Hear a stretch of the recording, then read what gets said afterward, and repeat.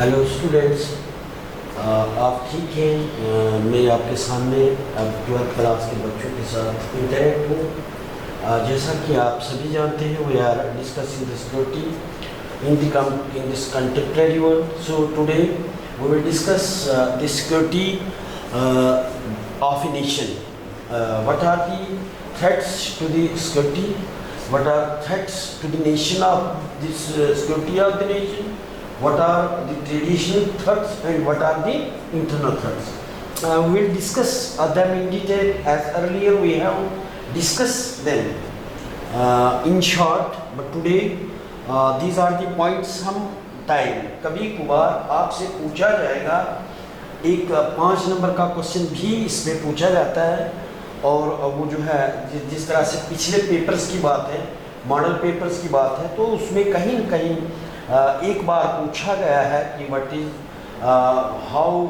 Is the meaning of security and what are the traditional concept of the security in our India. So इसको study करना जो है वो लाजमी है. तो जहाँ तक सिक्योरिटी की बात है, तो सिक्योरिटी जो है, peace and security is very important for all the types of development of mankind. आदमी को किसी भी फील्ड में डेवलप अगर करना है, कहीं भी आदमी को डेवलप करना है, किसी सोसाइटी को डेवलप करना है, किसी भी नेशन को डेवलप करना है, it means there must be peace and security. Unless and until there is no peace and security, no nation will develop. Means now the question arises, what are the threats. Threats को हमने define किया था in short कि threat means ये जो है ऐसा देश जिसमें किसी भी किस्म का कोई डेंजर नहीं हो, चाहे वो डेंजर, चाहे वो थ्रेट जो है वो इंटरनल हो या एक्सटर्नल हो, may be that is traditional और नॉन ट्रेडिशनल.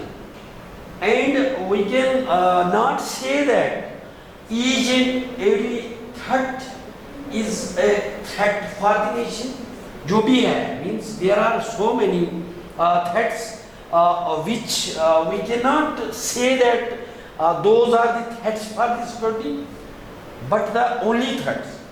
हम ऐसे threats को, ऐसे खतरों को, ऐसे आंदोलन, ऐसी चीज़ें जो कोर वैल्यू होती हैं किसी भी कंट्री की, किसी भी सिक्योरिटी की कोर, किसी भी नेशन का जो कोर वैल्यू है, मींस कहाँ पे एक general means core issue, centre core means इसको जो बर्बाद करेगा, जो मींस जो उस कंट्री के लिए बहुत ज़्यादा खतरा है, वो है, वो थ्रेट्स है जो उस कंट्री के कोर इश्यूज को, कोर वैल्यूज को के लिए जो थ्रेट है. मींस सिंपली इसको हम कह सकते हैं कि peace and security is important for all types of development of mankind. Security means in simple words free from threats, but every threat type of threat is not threat to the security, but those that threaten the core value. Core value of is the core value of the country, core value of the nation, means those are known as the threat to the security. उनको ही हम बोल देंगे. now जो है कौन सा है, जैसे हम मान के चलते हैं, हमने इसको डिस्कस किया हुआ है कि there are some traditional threats and some are non traditional. कुछ रिवायती जिस तरीके से means जंग, मिलिट्री थ्रेट्स जो है, these are the threats. ये जो ट्रेडिशनल थ्रेट है, जो ट्रेडिशनल टाइप, ट्रेडिशनल जो जिसको हम आज स्टडी करेंगे, traditional threat. These traditional threats जो है, this is also called as military threat. Military threat. तो अब हम डिस्कस करेंगे कि ये जो ट्रेडिशनल थ्रेट है, इस ये जो ट्रेडिशनल थ्रेट जो है, इसका जो concept of security with greatest danger. ये जो है ये ट्रेडिशनल थ्रेट जो मिलिट्री थ्रेट है ये सबसे बड़ा डेंजर है किसी भी कंट्री के लिए। मींस अगर कहीं से खतरा है तो सबसे ज़्यादा मिलिट्री थ्रेट है। किसी भी जो दूसरी हमारी नेबरिंग कंट्रीज हैं, हमारे हमसाया देश है, हमसाया ममालिक है, उनसे अगर किसी किस्म का थ्रेट हो सकता है तो that is a military threat. And that military threat is classified in A traditional type. This is traditional notion. इसको हम इसे हम इसको ट्रेडिशनल बोलते हैं। रवायती एक कंसेप्ट है जो सबसे ज़्यादा किसी भी कंट्री को है, किसी भी कंट्री को है, हमसाया ममालिक से है, तो this is called as traditional threat. और जो है it is a great danger for a country because there are so many military threats. These military threats are always from the other countries, and military actions are endanger to the core values of the sovereignty and this independence. किसी भी country के लिए खतरा है, उसकी जमहूरियत के लिए, उसकी आज़ादी के लिए, ये जो है कहीं न कहीं मिलिट्री थ्रेट जो है दिस इज ए एंडेंजर। ये खतरनाक है, एक खतरा है किस्म का किसी भी मुल्क की इंटेग्रिटी को, उसकी सॉवरेनिटी को, उसकी इंडिपेंडेंस को, उसकी डेमोक्रेसी को वो तबाह कर सकता है। और वो जो है वो कोर वैल्यू मीन्स इसकी सॉवरेनिटी है। हम किसी जहाँ पे हमारी आज़ादी है, जहाँ हम बोल सकते हैं, जहाँ हम जो चाहे वो कर सकते हैं, जिस जगह पे जाना चाहे वहाँ जा सकते हैं, जहाँ जो मर्जी आएगी वो हम कर सकते हैं, जिस चीज़ की हम जो है जिस रिलीजन को हम लेना चाहे उसको ले सकते हैं हम। मीन्स दिस इज कॉल्ड है सॉवरेनिटी। जो चाहे हम इंडिपेंडेंस, हमें आज़ादी है, जो चाहे जो मन करेगा हमें वो कर सकते हैं, जो बोलना चाहे हम बोल सकते हैं। मीन्स अगर कहीं ना कहीं ये जो थ्रेट्स है, मिलिट्री थ्रेट्स जो हैं ये इस पे जो these are the core values जो हमारे या किसी भी देश के लिए जो सॉवरेनिटी है, उसका इंडिपेंडेंस है, उसका कॉन्स्टिट्यूशन है, उसका जो भी है, व्हाट आर दी कोर मतलब मीन्स बहुत सारे उस कंट्री के अंदर जो भी उनका अपना सिस्टम है, एक मैकेनिज्म है, उसके लिए थ्रेट हो सकता है आइदर वन वे और दी अदर वे। फिर हम कह सकते हैं कि जो है these military actions also endanger the lives of the people।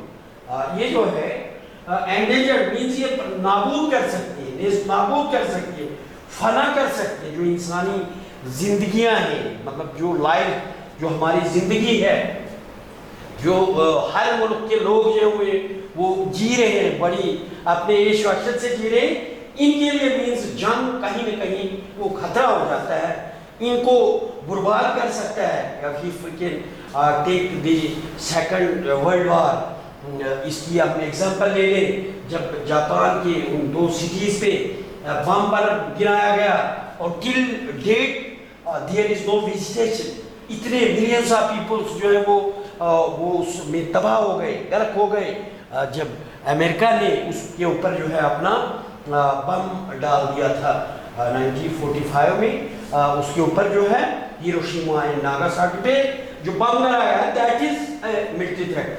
Means वही तो है इस जो जंग है, जंग में military either chemical these weapons का इस्तेमाल किया जाता है। इसमें जो है आए दिन हम देखते हैं कि मतलब बॉर्डर्स पे टेंशन होने की वजह से जो है बहुत सारे लोगों की जानें चली जाती हैं। these the peoples living in the border side, मतलब जो those peoples which are residing in the actual line of control, जहाँ पे रहते जो सीमा रेखा पे के नजदीक के लोग हैं, शेलिंग का शिकार हो जाते हैं। बहुत सारे लोग जो है मीन्स विदाउट जंग, मीन्स ये तो ऐसी थ्रेट है, हालांकि जंग का समय जंग नहीं होता है, there is no war, but despite of that so many casualties are there on the border area, means कभी गलती से हो जाता है, कभी माइंड ब्लास्ट वो जो है हो जाती है, means these are the situation. So हम कह सकते हैं कि मिलिट्री एक्शंस जो है कहीं पे वो एंडेंजर्ड है, किसी भी लाइफ के ह्यूमन लाइफ जो है उसमें कहीं ना कहीं इसका खतरा होता है। इट मीन्स ये जो ट्रेडिशनल कंसेप्ट ऑफ सिक्योरिटी है, this is of great danger to the security of any nations. किसी भी नेशन को ले लीजिए, उनके दरमियान जब जंग हो तो मिनटू सेकेंडों में जो है बड़ी पावरें जो है वो छोटी जो भी पावरें हैं उनको मिलियामेट नेस्त नाबूद कर देते हैं। तो इट मीन्स कि बहुत सारे जानों का वो खात्मा हो जाता है इस मिलिट्री एक्शंस की वजह से। जो मिलिट्री वेपन्स वगैरह का यूज होता है तो इसमें बहुत नुकसान हो जाता है। तो ये जो था हमारा ट्रेडिशनल कंसेप्ट ऑफ सिक्योरिटी था कि मिलिट्री जो है, मिलिट्री थ्रेट जो है that is of great danger to any country because it can be dangerous for the core values like sovereignty of the country, like independence of the country, democracy of the country। ये किसी भी nation के लिए खतरा हो सकता है। Now हम will discuss the component of Indian security strategies। हम बात करेंगे Indian, what are the Indian strategy, Indian strategies with regard to the security। तो इंडिया हमारे में, इंडिया ने what are the various steps that are taken by Indian government और Indian this system, कौन कौन सी चीज़ें हैं जिस तरह से जो थ्रेट्स जो है उसको मिनिमम करने के लिए या उसको टू ओवरकम दोज थ्रेट्स या to overcome the security threat of India, various steps are taken by the Indian government. तो we will discuss them in short. इतना लंबा जाने की ज़रूरत हम नहीं जाएंगे इसमें, because we have to cover this aspect within stipulated at particular time, so we'll discuss them in short।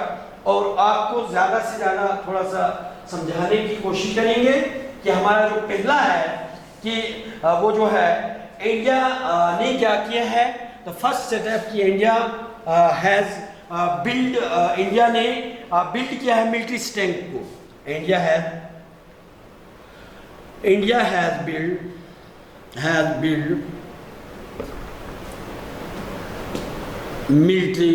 military strength। तो इसके लिए unless and until तब तक किसी भी कंट्री की वो जो उसकी सलामती नहीं है, a country is not free from military threat unless and until it cannot build its military strength and capabilities। Means we have not only to build or increase the military strength, हमको military की ताकत को ही बढ़ाना नहीं होगा, but we have to make our military, our army capable। One is competent, capable means they must be able to do that। For what purpose they are there, means they must be competent, they must be capable of being sport। हम बात करेंगे technology की। nowadays वो जो है the olden वो traditional type या जो old in our earlier ages, हम बात करेंगे कि वो जंग लड़े जाते थे, अब वो जंग नहीं है। It is the age of science and technology. There are so many devices, there are so many these equipments, there are article, ऐसे आला है, ऐसे armed and ammunitions are there कि they are technologically based, means they can be launched, they can be वो जो उनको चलाया जाता है, उन जो one can make the use of those armed ammunition with the help of technology. Without technology, suppose we can take the example of a missile.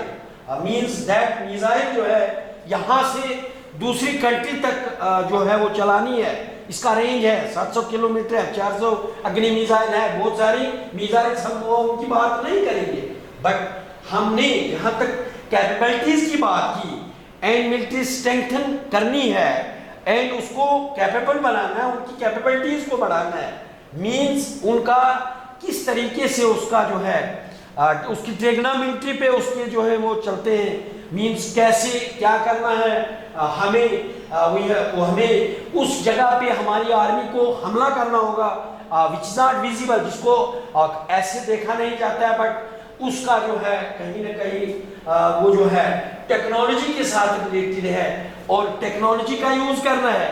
And if these military personnels can not be trained for that purpose, they must not be made capable, they must not be made well aware of using to make the application of all that, means there is a threat. So this India, which is one of a developing country, and it is in most developed countries of the nations, इसका number जो है हमारा India है, it is a developing country, और इसका number हमारे India का number जो है ये दुनिया के आला तरीन उन डेवलप्ड कंट्रीज में से माना जाता है. तो सो इसने भी हमारे इंडिया का सिस्टम ऐसा है कि हमारी आर्मी जो है that is capable of doing all this. So India has built up army, और जो है इस आर्मी को ऐसे ट्रेन किया है कि दोज that जो इंडियन पर्सनल्स हैं दे आर कैपेबल, उनके अंदर जो है वो there is capabilities, they are capabilities what to do, they are capable of. So ये होगा. नंबर नेक्स्ट जो है India has strengthened the international institutions, international institution, then international norms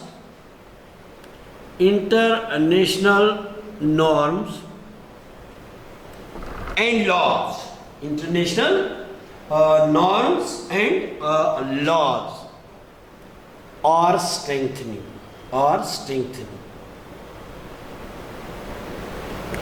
तो ये जो जहाँ तक इंटरनेशनल इंस्टीट्यूशन की बात आ गई, इंटरनेशनल नॉर्म्स की बात आ गई या लॉज की आ गई, तो international means one is national level, now we are talking of international.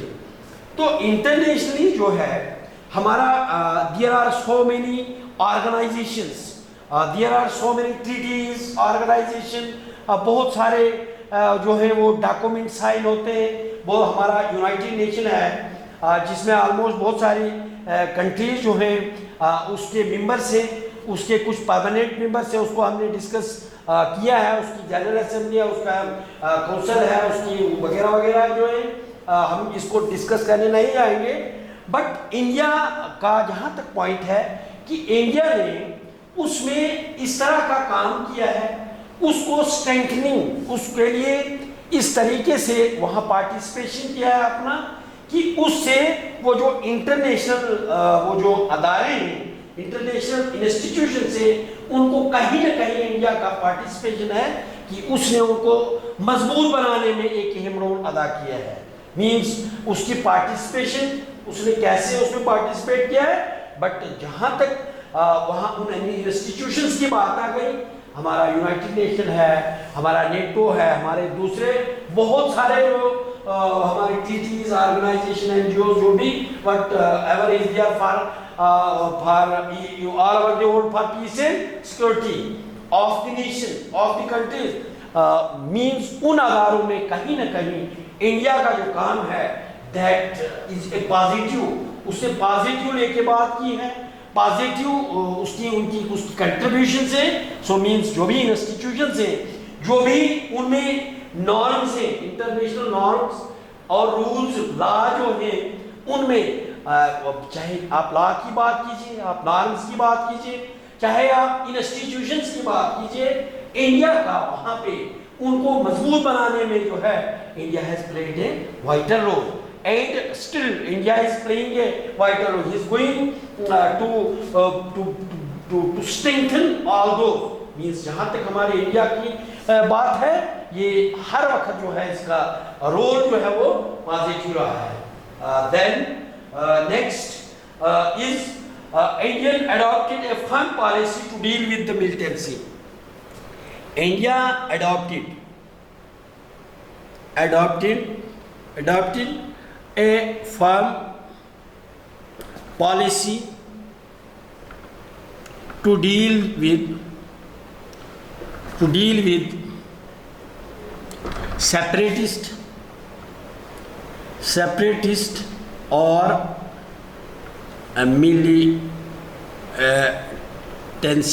related activities.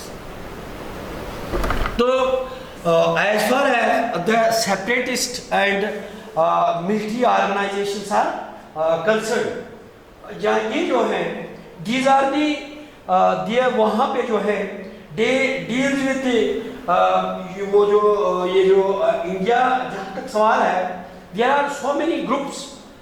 जैसे हम बात करेंगे वहाँ पे सेपरेटिस्ट से मिलिटेंट जो है मिलिटेंसी रिलेटेड एक्टिविटीज होती हैं.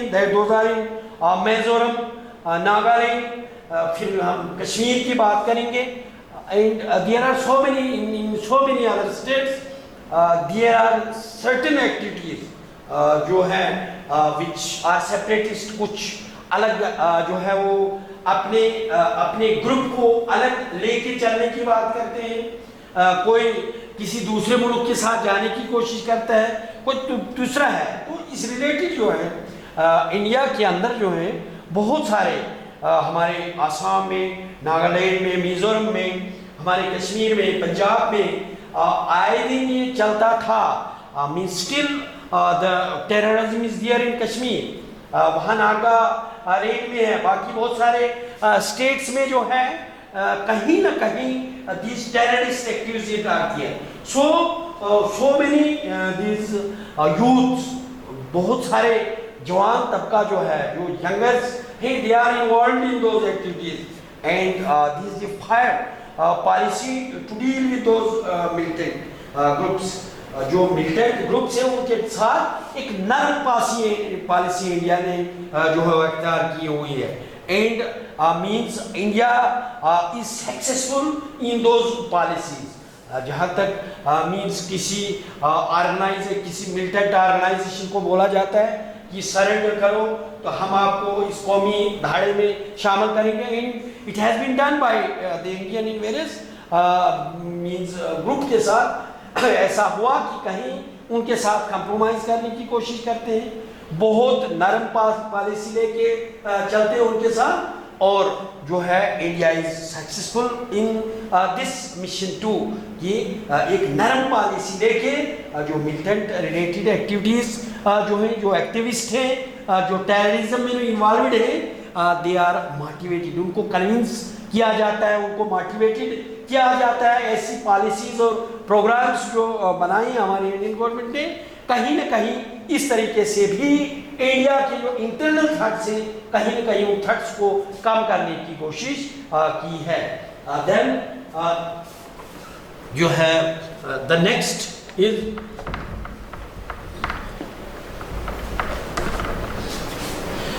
जो है कंस्ट्रक्शन ऑन सोशो इकोनॉमिक. जो है construction on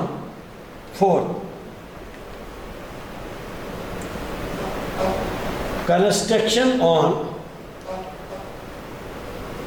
socio economic construction of socio economic development. जहाँ तक सोशो इकोनॉमिक डेवलपमेंट की बात है कि इंडिया ने जो है अपने देश के अंदर इस किस्म का वो जो है डेवलपमेंट बनाने की कोशिश की है, जिससे जो सिक्योरिटी इंडिया के ऊपर जो थ्रेट कहीं न कहीं कम करने की। जैसे हम बात करेंगे कि ये जो जहाँ तक बेरोजगारी का ताल्लुक है, जहाँ तक अनएम्प्लॉयमेंट यूथ्स का ताल्लुक है, कहीं पे बेरोजगारों की बात है, कहीं पे जो लेबर्स हैं उनको काम न मिलने की वजह से they can be engaged in, they can be motivated by external agencies for the militancy related activity. They are convinced, they are motivated for the terrorism.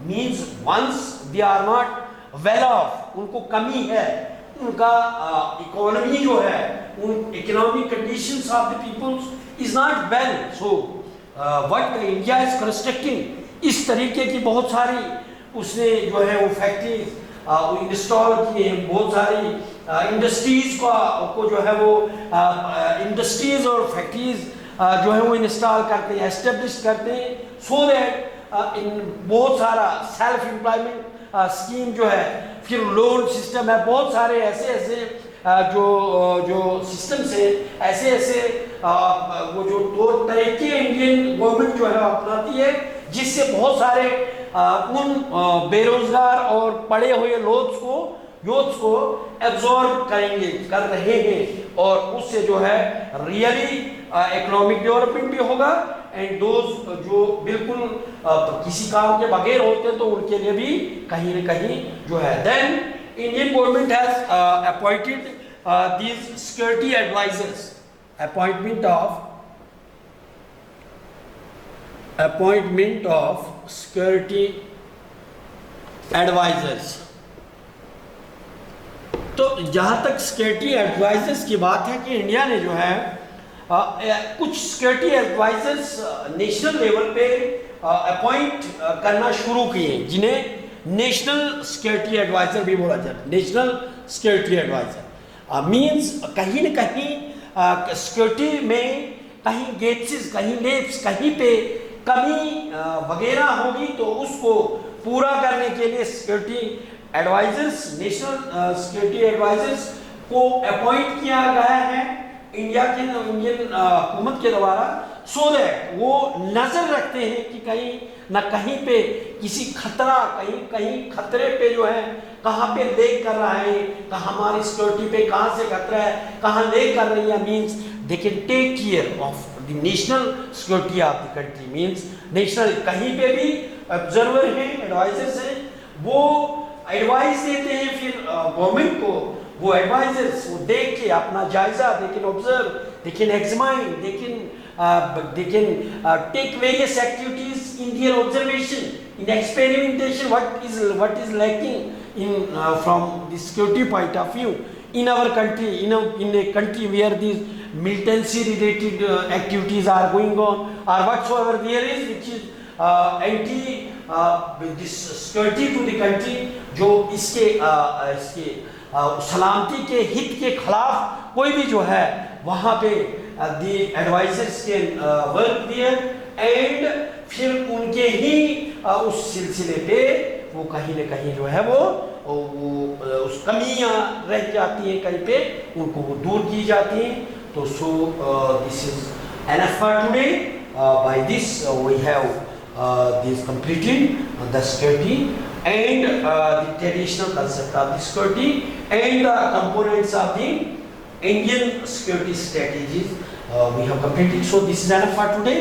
This meeting by ये आज पूरा हो गया. Next I will come with